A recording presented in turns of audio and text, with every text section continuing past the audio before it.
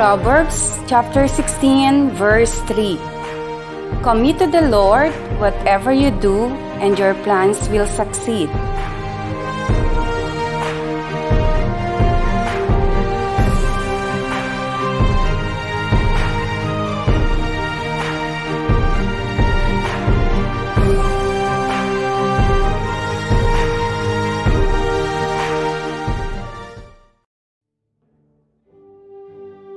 To our passionate and spirited Schools Division Superintendent, Dr. L.C.T. Barrios, our diligent Public Schools District Supervisor, Mrs. Constancia R. Vasco, to our persevering and untiring Principal, Mr. Julio R. Constantino, esteemed guests, teachers, parents, and graduates, a pleasant good afternoon to all.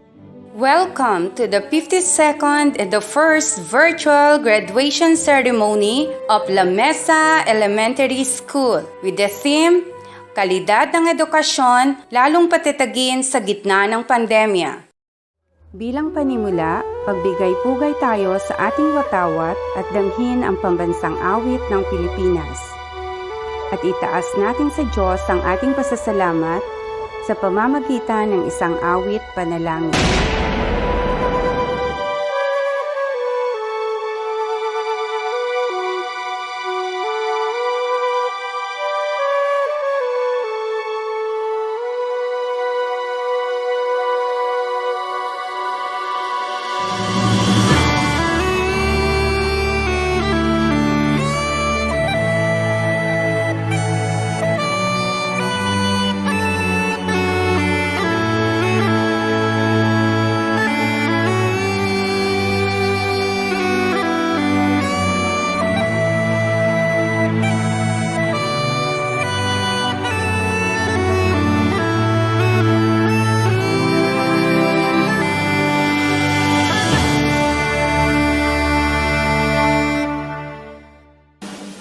Mga kababayan, ang pambansang awit ng Pilipinas. Bayang magiliw, perlas na silang aral, alam ang puso, sa titik mo'y buhay. Lupang hinirang, tuyang ka ng magiting, sa manlulupi, di ka pasisigil, sa dagat at bundok, sa simoy at sa langit bumaba, may dilagang tula at awit sa paglayang minamahal. Ang kislap ng watawat mo'y tagumpay na lagay. Ang bituin at araw niya kailan pa may di magdidilim. Lupa ng araw ng buhay, masikap, ay langit sa Pilipinas.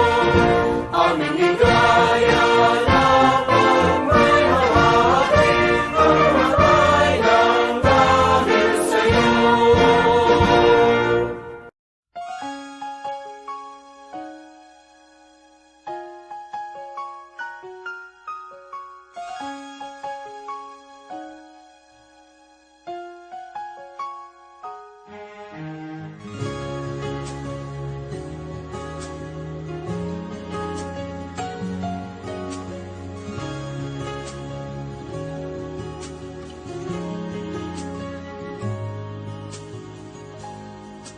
Ang ganda ng buhay, mahal kong Diyos.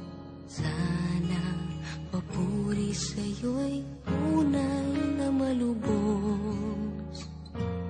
Nais kong mabuhay sa mundong kay ganda, na dinadakila'y pangalan mo tuwing na ikaw na ang bahala sa amin naman. At sa mga araw na darating pa, dalangin namin ay pagpalain mo sana. Ikaw ang pag-ibig namin at pag-asa.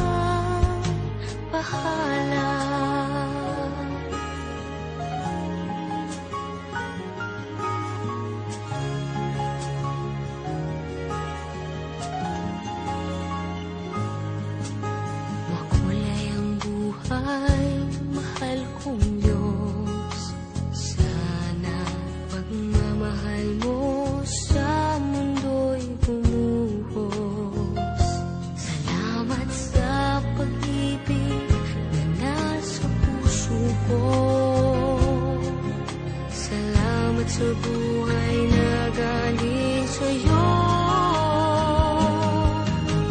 Ikaw na ang bahala sa amin naman, at sa mga araw na darating pa. Dalangin namin ay pagpalain mo sana, ikaw ang pag-ibig namin at pag-asa. Ikaw na ang bahala sa amin naman, at sa mga araw na darating pa. Tanging sa'yo lamang hihingin ng awa, sa bawat sandali. Ikaw na ang bahala. Ikaw na ang bahala sa amin naman, at sa mga araw na darating pa. Dalangin namin ay pagpalain mo sana, ikaw ang pag-ibig namin at pag-asa. Ikaw na ang bahala sa amin naman, at sa mga araw na darating pa.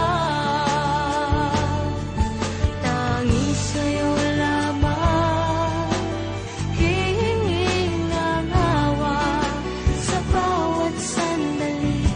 Ikaw na ang bahala.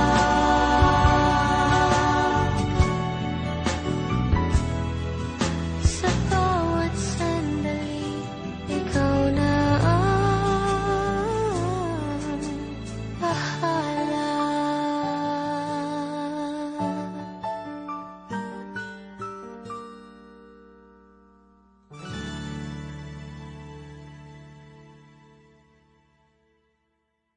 Isa sa pinakamahalagang bahagi ng palatuntunan ang pagpapakilala sa mga batang magsisipagtapos. Nagagampanan ng gurong tagapayo sa ika-6 na baitang, Ginang Alma J. Rolle, at patutunayan ng punong guro, Ginoong Julio R. Constantino. Magandang hapon po sa inyong lahat. Bilang gurong tagapayo sa ika-6 na baitang, malugod ko pong ipinakikilala sa inyo ang mga batang magsisipagtapos sa paaralang elementarya ng Lamesa taong pampanuroan 2020 hanggang 2021 na binubuo ng 13 mga batang lalaki at 10 mga batang babae na may kabuuang 23. Kaya't hinihiling ko sa ating punong guro, Ginoong Julio R. Constantino, ang pagpapatunay sa kanilang pagtatapos. Batay sa pagpakilala ng gurong tagapayo sa ika-6 na baitang, Ginang Alma J. Rolle, ang 13 mga batang lalaki at 10 na mga batang babae na may kabuuang bilang na 23 na magsisipagtapos sa Antas Elementarya, ay pinatutunayan ko na sila ay maluwalhating nakatupad sa mga pangangailangang itinakda ng Kagawaran ng Edukasyon para sa K-12 Basic Education Curriculum sa taong panuruan 2020 hanggang 2021. Kaya't hinihiling ko sa tagapamanihala ng sangay, Dr. LCT Barrios, na kinakatawan ni Ginang Constancia R. Basco, Public School District Supervisor, ang kanilang pagtatapos. Sa bisa ng kapangyarihang iginawad ng kalihim ng Kagawaran ng Edukasyon, kagalang-galang Jenor Magtolis Briones, sa pansangay na tagapamanihala ng mga paaralang bayan, sangay ng Marinduque, Dr. LCT Barrios, na ngayon ay aking kinakatawan, at batay sa pagpapatunay ng inyong punong guro na si Ginoong Julio R. Constantino, na ang 13 mga batang lalaki at 10 mga batang babae na may kabuang bilang na 23 na magsisipagtapos sa antas ng elementarya, maluwalhating nakatupad sa mga pangangailangang itinakda ng kagawaran ng edukasyon para sa K-12 Basic Education Curriculum sa taong panuruan 2021. Kung kaya aking pinagtitibay ang inyong pagtatapos ngayong ika-14 ng Hulyo 2021 dito sa Paaralang Elementarya ng Lamesa, Santa Cruz, Marinduque. Congratulations at maligayang pagtatapos, Batch 2021.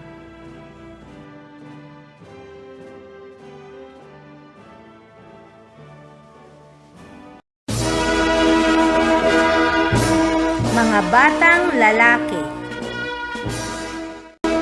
Bande, Christian James A.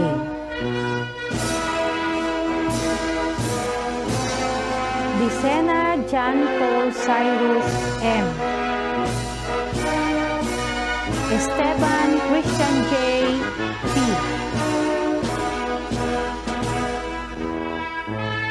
Lugmao, John Kenneth A. Malabana, John Mark R. Mayo, Gerald L. Toha, Russell M.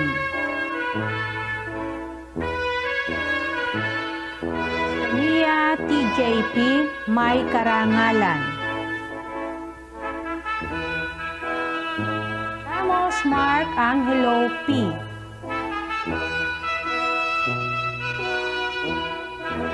Caro, Jesus Dave R. Ried, John Paulo M. Sarvida Leonard V. Versabal John Dave G.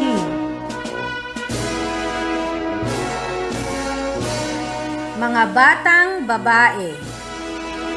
Guevara Marian M.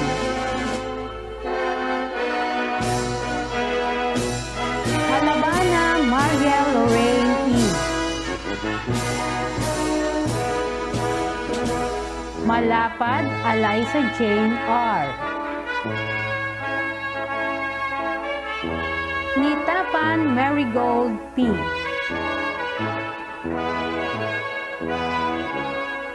Pantoja Ana Rose S. Pernia Ana Marie.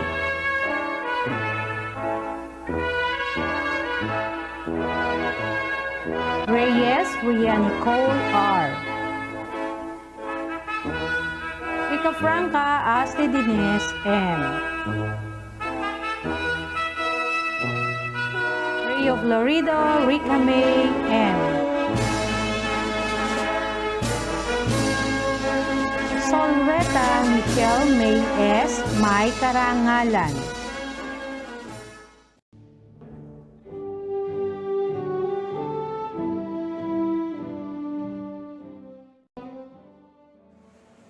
According to Indira Gandhi, I suppose that leadership at one time meant muscle, but today it means getting along with people. Sa ating pinagpipitaganang Schools Division Superintendent, Dr. LCT Barrios, na kinatawan ng ina ng distrito ng Hilagang Santa Cruz, Ginang Constancia R. Vasco, sa ating masipag na punong guro, Ginoong Julio R. Constantino, mga kapwa ko guro, mga magulang, at sa inyo mga batang nagsipagtapos, isang mapagpalang hapon sa inyong lahat. Sa araw na ito ng taunang pagpapahalaga, isang malaking karangalan po ang ipakilala sa inyo ang ating panunghing pangdangal upang magbigay ng inspirasyon sa bawat isa, lalo't higit sa inyo mga batang nagsipagtapos. Ang ating pananghing pandangal ay panganay na anak ni Ginoong Pio Peregrin at Ginang Corazon Lastra.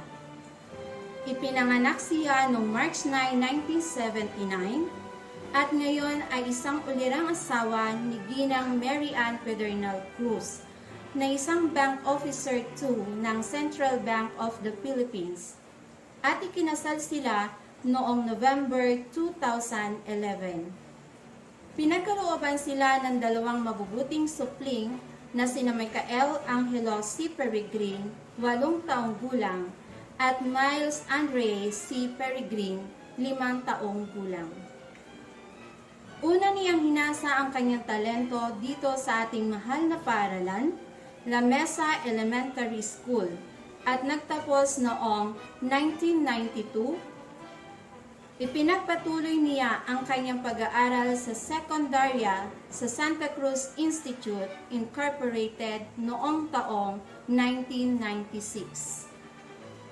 Bata pa lang siya ay pinangarap na niyang pasukin ang mundo ng medisina. Bagamat alam niya na kaluluwag sila sa kanilang buhay, pinagbuti pa rin niya ang kanyang pag-aaral at masigit na pinatibay ang determinasyon makapagtapos ng kanyang pag-aaral upang magkaroon ng matatag na hanap buhay nang sa gayon makatulong siya sa kanyang mga magulang na mapatapos ang kanyang mga nakababatang kapatid. Gayon din ay ang makasama ang kanilang ama na matagal nang nawawalay dahil sa pagtatrabaho sa ibayong dagat. Taong 2011, nang makatapos siya sa kursong Bachelor of Science in Physical Therapy sa De Ocampo Memorial College, Sampaloc, Manila. Sa kanyang pagtatapos, isang panibagong hamon ang kanyang hinarap, ang magkaroon ng matatag na trabaho. Kaya pinasok niya ang iba't ibang trabaho bago pa man niya marating ang kanyang pangarap. Noong March 2003 hanggang June 2005, naglingkod siya bilang isang healthcare specialist sa United Laboratories sa Maynila. June 2005 hanggang June 2008, lumipat siya at naglingkod sa GlaxoSmithKline Company bilang Territory Business Manager. June 2008 hanggang June 2016, naglingkod siya sa panibagong kumpanya sa Seno Pharmaceutical Philippines Incorporated bilang isang territory manager. Dahil sa sipag at determinasyon, noong June 2016 hanggang December 2017, na-promote siya bilang team leader ng kanilang departamento sa nabanggit na kumpanya. At noong Enero 2018 hanggang June 2019, muli siyang na-promote bilang District Business Manager sa parehong kumpanya. Noong August 2019 hanggang sa kasalukuyan, siya ay tumatayong team leader ng Pascual Laboratories sa Maynila. Upang makaangkop sa makabagong panahon at mapaunlad ang kanyang kaalaman, dumalo siya sa mga paghuhubog tulad ng Basic Supervision of Team Leaders Training, Essential Leadership Team Leadership Training, Management Development Course, Management Development Course in Performance Management, Fundamental Skills for First-Time Managers, at marami pang iba. Tunay na ang ibayong determinasyon, mahusay na pagsusumikap at pananampalataya ay mga sandatang nagdadala sa isang individual sa kanyang minimitling pangarap. Mga panauhin, mga magulang, mga mag-aaral na nagsitapos ngayon, malugod ko pong ipinakikilala sa inyo ang ating magiting na panauhing pandangal, ngayong ika-52 palatuntunan ng pagtatapos taong 2020 at 2021 na may temang kalidad ng edukasyon patatagin sa gitna ng pandemya. Mr. Michael Angelo Lastra Peregrin. Sa ating mahal na punong guro ng paaralang elementarya ng Lamesa, sa mga masisipag na guro at sa mga butihing mga magulang at mga mag-aaral na magsisipagtapos sa taong ito, ako po ay malugod na bumabati ng isang mapagpala at magandang araw sa inyong lahat. Ang pagpili po ninyo sa akin upang magbigay ng mensahe sa okasyon na ito ay isang karangalan. At ako po ay lubos na nagpapasalamat sa pagkakataon at tiwala na inyong ibinigay sa akin upang magbigay ng mensahe o ng inspirasyon sa isang mahalagang okasyon na katulad nito. Tayong lahat po ay nandito upang magdiwang ng pagtatapos ng batch 2021. At sa kabila ng pandemya na dumaan, ay hindi ito naging hadlang upang mahinto ang pagbibigay ng dekalidad na edukasyon sa ating mga mag-aaral. Ang tema po natin ngayon ay napakaganda, kalidad ng edukasyon, lalong patatagin sa gitna ng pandemya. Kung atin pong matatandaan sa nakalipas na mahigit isang taon, ay nakipaglaban tayo sa isang pinakamabigat na pagsubok na dumaan sa bawat isa sa atin. Hindi lang po dito sa bansang Pilipinas, kundi po ang buong mundo ay nakaranas nito. At marami po sa atin ang nawalan ng trabaho. Marami po ang negosyo na nagsarado. Marami po ang pinakamasakit sa lahat, maraming buhay ang nawala. Maging ang gobyerno natin ay nahirapan sa gitna ng pandemya. Hindi naman po kaila sa atin yan. Maging ang edukasyon ay muntikan na ring mahinto. At ngunit sa pagsusumikap ng kawani ng edukasyon, ang ating mga butihing guro na tinuturing ko para sa akin ay isa pong mga bayani. Kasama tayong mga magulang, nagawa nating hindi magpatalo sa pagsubok na ito. At marahil, madami ang nagbago, pero tayong mga Pilipino ay hindi nagpatalo. Lahat ng sakripisyo at determinasyon ng ating mga guro, nating mga magulang at mga estudyante ay napunan natin kasabay ng pagbabago sa paraan ng pagtuturo. Hindi naging madali, ngunit sa pagtutulungan ay nagawa natin itong malampasan at ipagpatuloy ang pag-aaral kasabay ng pakikipaglaban sa pandemya.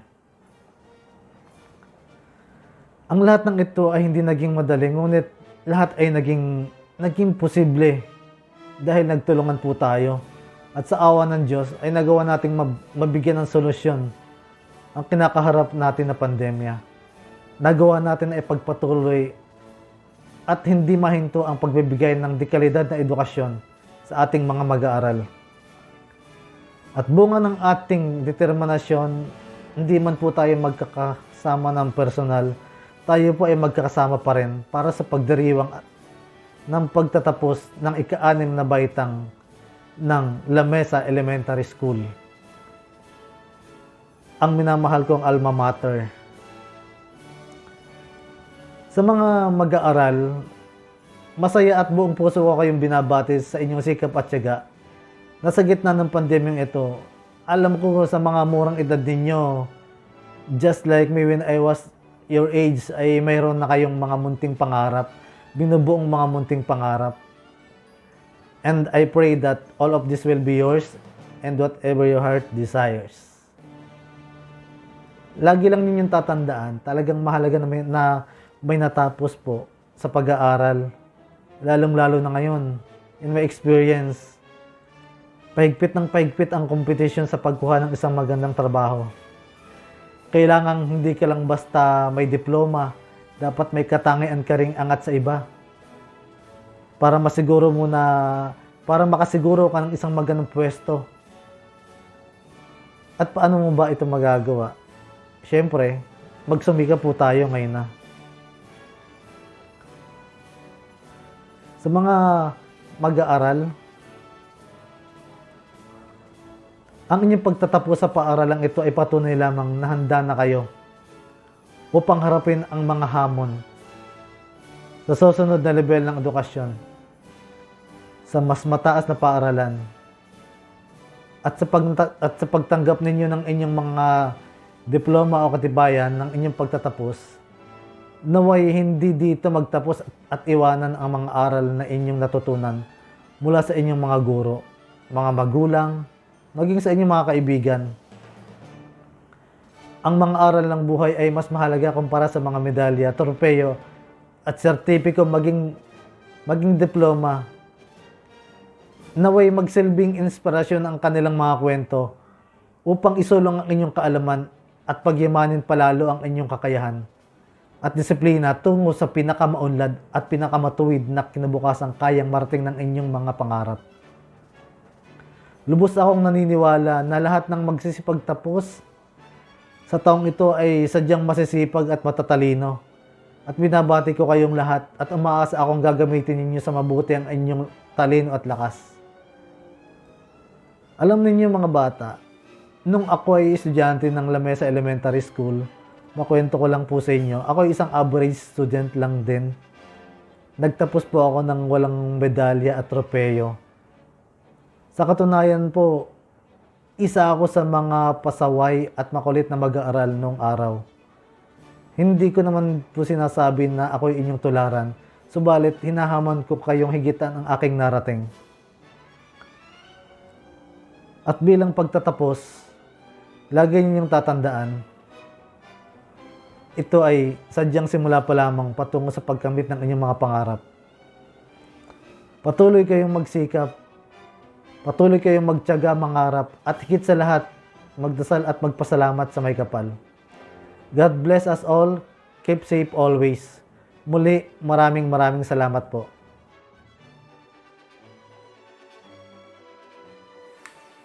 Certificate of Recognition is awarded to Mr. Michael Angelo L. Peregrine in recognition of his achievement as an outstanding alumnus of Lamesa Elementary School and for gracing the virtual 52nd commencement exercises as guest speaker on July 14, 2021. In deep gratitude, particularly the graduates, shall carry your sincere and inspiring message. Given this 14th day of July 2021 at Lamesa, Santa Cruz, Marinduque. Signed, Julio R. Constantino, Principal. TJ P. Pernia, may karangalan, anak ni na Ginoo at Ginang Chodolo Pernia. Michelle May S. Zulueta, may karangalan, anak ni na Ginoo at Ginang Mar George Zulueta.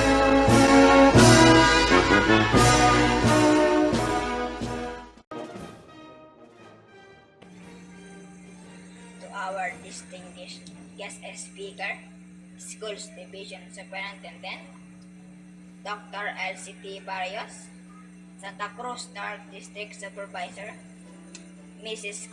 Constancia Arabasco, to our school principal, Mr. Julio R. Constantino, PTA officials, teaching force of Lamesa Elementary School, guests, fellow graduates, and to our dear parents, a pleasant afternoon to all of you.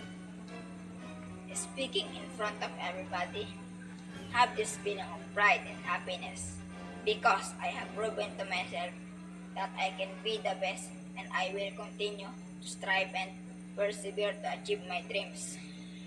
The team is strengthening the quality of education amidst the COVID-19 pandemic. Talks mainly on our ability to cope with the challenges and trials that comes our way.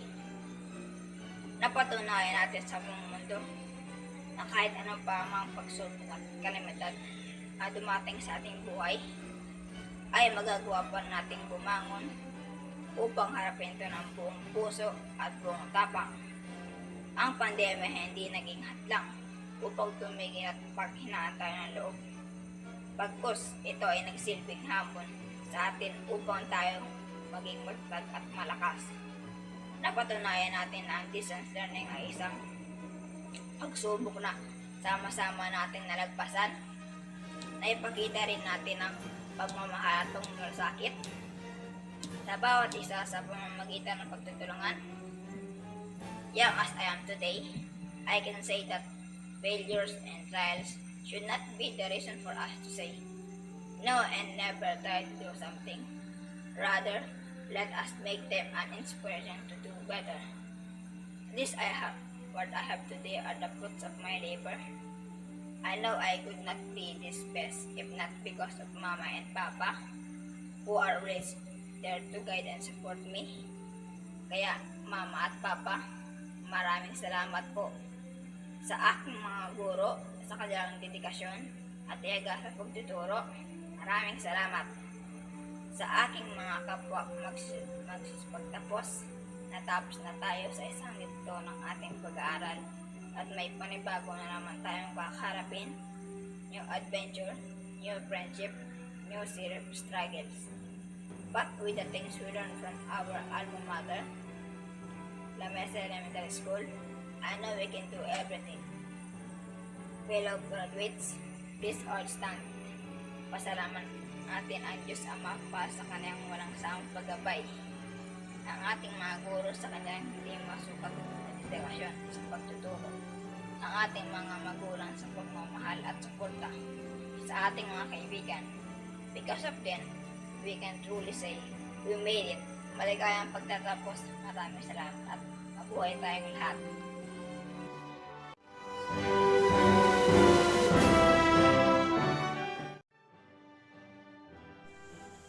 Mga kapwa kong mga nagsipagtapos, itaas ang kanang kamay sa anyo ng panunumpa. Pangako ng katapatan, kami na mga nagsipagtapos sa paaralang elementarya ng Lamesa ay taus-pusong nanunumpa ng walang hanggang katapatan sa paaralang elementarya ng Lamesa sa pagkakabilang namin bilang kasapi sa kapisanan ng mga nagsipagtapos. Ipinapangako namin sa Kanya na matapat kaming maglilingkod sa abot ng aming makakaya at ipagbubunyi ang Kanyang mithiin. Tulungan nawa kami ng may kapal.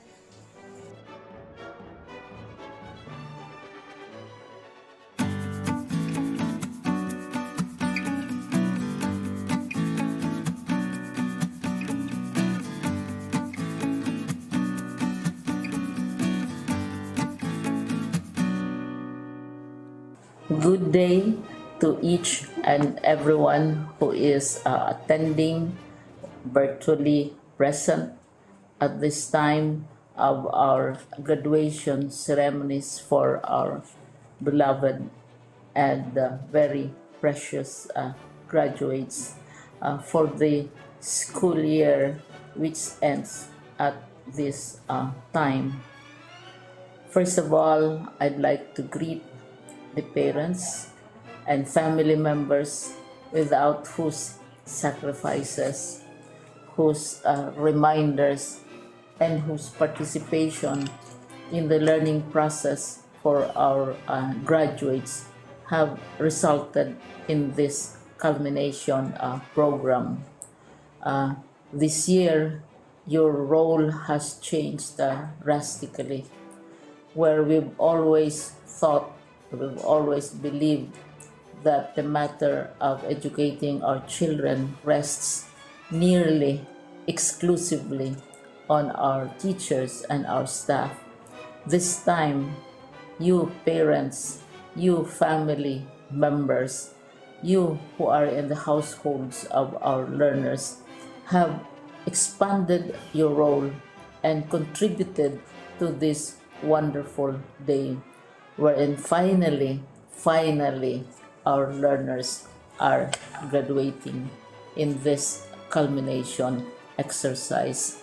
So congratulations, because this year has not been very easy, has not been a picnic for our teachers, for our family members, as well, especially the parents, mothers, fathers, sisters, brothers, and all who have contributed to the achievement of our learners at this time. So, maraming salamat at congratulations, parents and family members. Mas malaki ang role ninyo at this time compared to earlier graduation exercises. Secondly, I would also like to greet our teachers, without whose very careful review and careful supervision of the work of our pupils and our learners, this event would not be taking place at all. And so thank you, teachers. Your role has also expanded. In addition to seeing to it that the modules are faithfully followed, the assignments are correctly implemented, and the learners are truly learning, and you have had to deal with new ways of assessing the performance also of the learners. So congratulations, teachers, for enduring, for your patience, for your love for our learners, and your willingness to engage in a way and methods of teaching which are different from those which are used to. Assessment must have been especially difficult for you, especially since you were not able to see most of the time our students in face-to-face meetings, and most of the meetings, of course, were virtual. We'd also like to thank the local government units for their interest, for their cooperation, and for their continuing contributions to the needs of education, even as our children do not go to school. Your donations of material as well as financial resources at this time are most welcome, and your advice has been taken seriously not only by our teachers, by our school officials, but also by our officials in the Department of Education. We continually talk with local government units, especially in times of disaster, in times of great need for classrooms, for space, and for responses to unforeseen emergencies. Thank you, local government units. But of course, most of the congratulatory greetings fall on the deserving graduate. Each and every one of you is truly special. You are different from the other graduates who have passed through the portals of your school. You went to school practically without seeing your teachers, if at all. You went to school with your parents, your mothers, and your fathers hovering over your shoulders and seeing to it that you are able to complete your assignments. You are completing your studies at a time when examinations and assessments are different. You are culminating these long months of hard work at this time, even as you have to do family chores, even as you are distracted, and even as your world has turned upside down, and it seems and it appears as if we don't know what the future holds and what will happen next. But you have persevered, and now you are ready to graduate. And therefore, you deserve each and every bit of congratulations, from us in the Department of Education, from your parents and family members, your teachers, from the officials in local government, as well as in the parent teachers associations. You deserve each and every single congratulatory pat on your back, each hug virtually, of course, and each greeting, which I am sure you are also receiving virtually. I don't know if you will remember this event many, many years from now. I have tried to recall myself who our graduation speaker was when I finished high school and when I finished my college studies. All I remember is that the graduation speaker was someone important, someone who was invited because that someone is supposed to give a message. What was more important to us graduates at that time was the excitement of the celebrations, the happiness and the joy of our parents, the sadness of parting from our classmates and from our teachers, and the enjoyment of all the graduation events that usually take place come commencement day. When I was a college student, we had a series of events which were designed to embed in our minds, which were designed to help us remember and not forget our days in college. We would spend one whole day going around the campus, visiting the classrooms, saying goodbye to our teachers, and sharing memories. We would have bonfires to say goodbye to each other. We had baccalaureate services where we committed ourselves to God and we prayed for guidance when we go out into the world.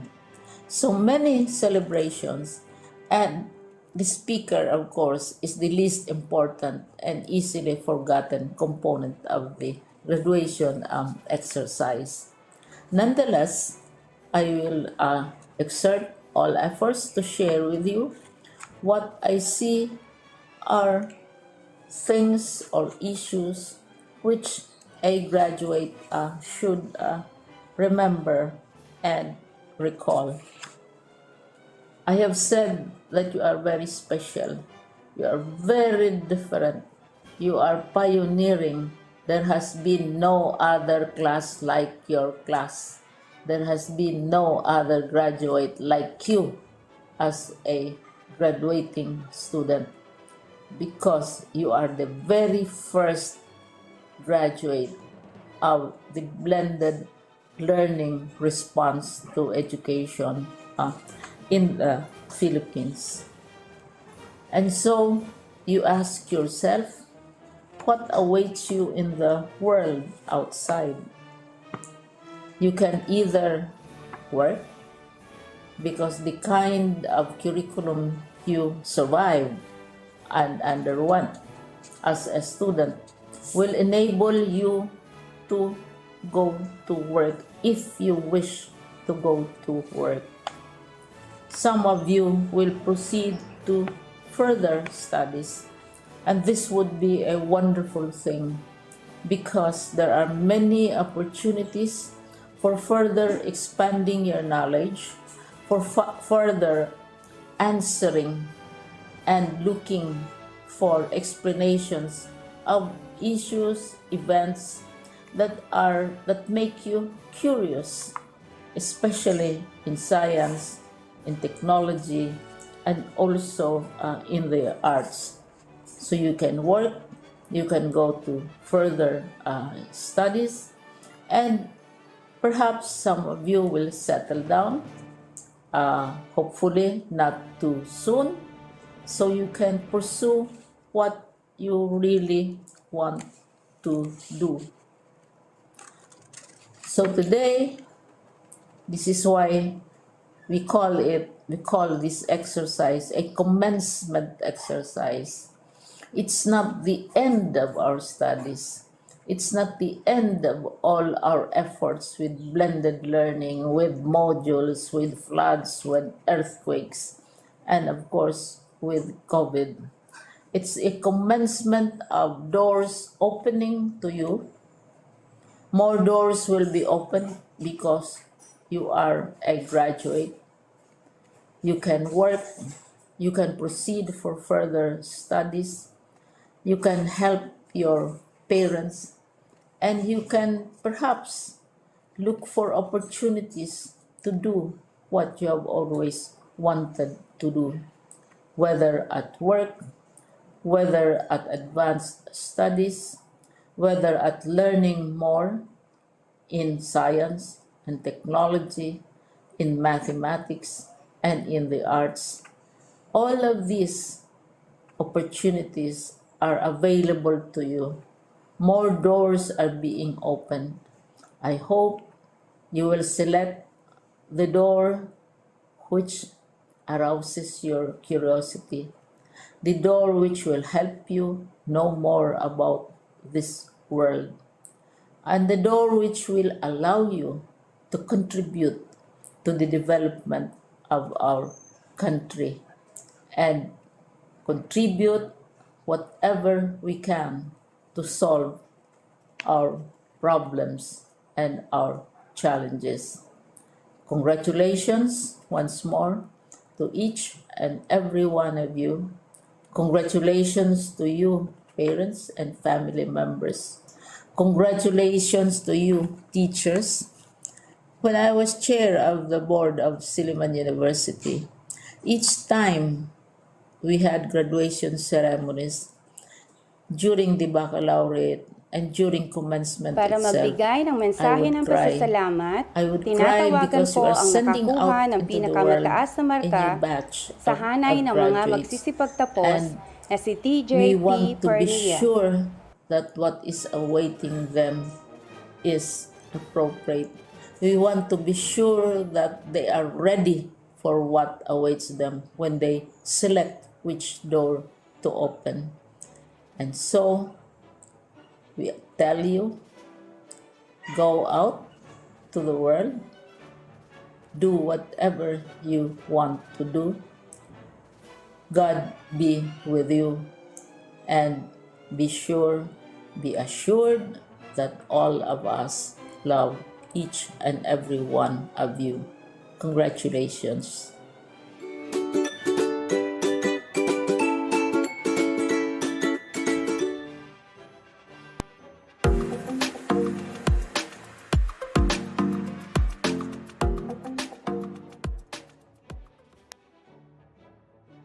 To our distinguished guests, our Schools Division Superintendent, Assistant Schools Division Superintendent, and other Schools Division officials and personnel. To our school heads, teachers, and staff. To everyone present in this platform, a great day to all of you. Greetings of safety and protection to our graduates and completers this school year 2020-2021. Congratulations, everyone. In spite of continuing limitations brought about by COVID-19 pandemic, your resilience and perseverance as Filipino learners really shone through, once again proving how much you put premium on your education and on your future. You rose above all adversities, moved forward, and showed this country, this region, that nothing is impossible when you place your education at the top of your priorities. Again, kudos to all of you. This school year, the education of our children was triumphantly continued, implemented, and completed. However, this success is not attributed to DepEd alone, but more so to our parents, to our barangay officials, to our mayors, governors, and representatives, to our education partners, to our entire communities, and of course, to our teachers and learners. Thank you very much for wholeheartedly embracing all these changes and for supporting all our reforms, programs, and advocacies. This tremendous success is the fruit of our unwavering faith in each other. This year's theme is strengthening quality education amid COVID-19 pandemic. Serves as the continuing guide to all the good work that we have started while refining those that needs improvement. In the midst of this pandemic, the challenge to provide a strong education becomes more profound. We have yet to see the end of this health crisis. But with the collaborative efforts of everyone, we shall again rise above. We have done it last year, and we can do it better this school year. Like a soldier in a battle, we remain standing, brave and strong to continue on. Challenges are hurdles that will make us more innovative, more resilient than ever. Armed with knowledge and experiences that we have gathered last year, we will use all those to help one another. We will welcome good experiences and best practices that speak of great and relevant programs and projects. But of course, our top priority will always remain to be the health and safety of everyone. So dear pupils and students, be wise, continue learning, and set big goals for your future. Work on attaining your dreams and encounter failures, but do not ever quit. Pray for courage and always listen to your heart. God is always in control and He will never forsake us. Stay motivated and confident, for this pandemic shall end eventually. And when that happens, all together, we will look forward to a brighter, COVID-free tomorrow. Again, congratulations everyone, and God bless us all.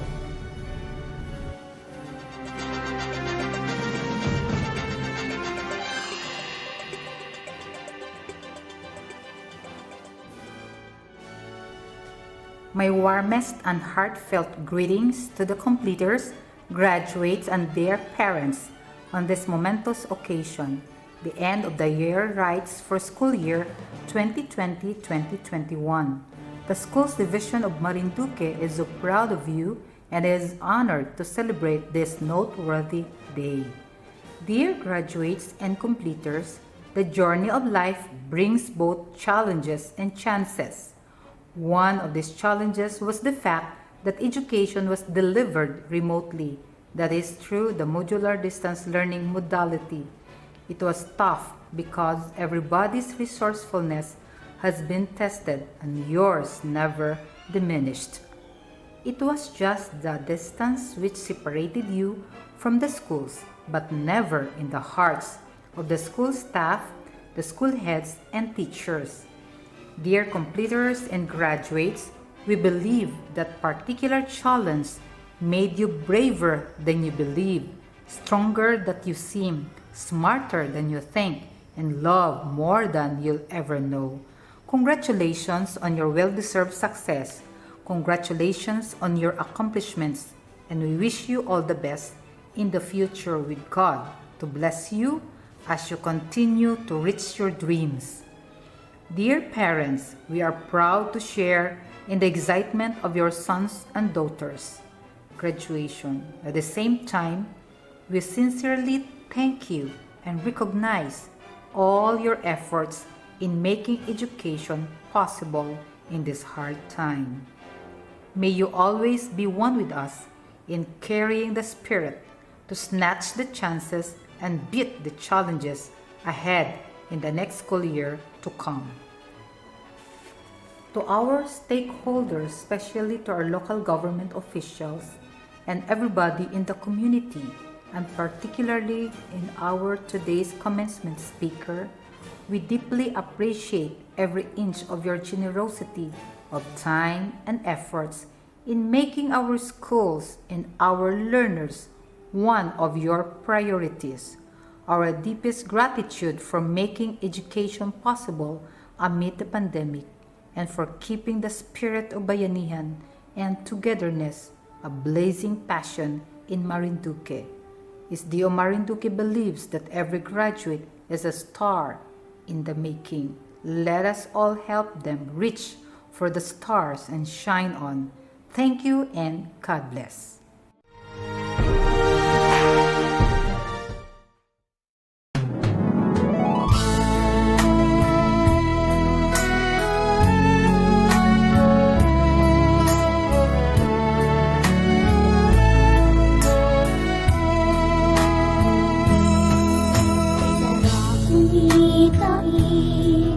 Ang mga alaalang lumipas, tila ba kailan lang nang tayo'y mangarap.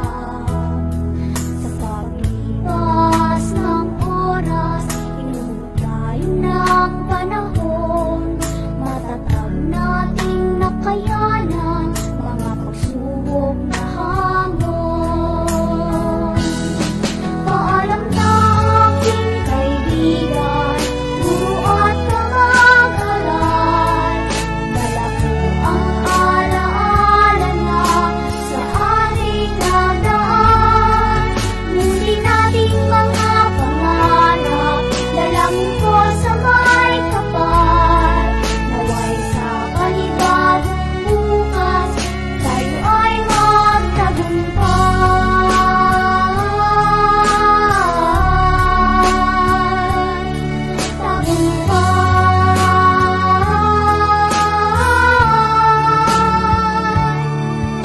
Ito na ang takdang oras na tayo ay magwawalay upang lakbayin ang landas patungo sa ating bukas.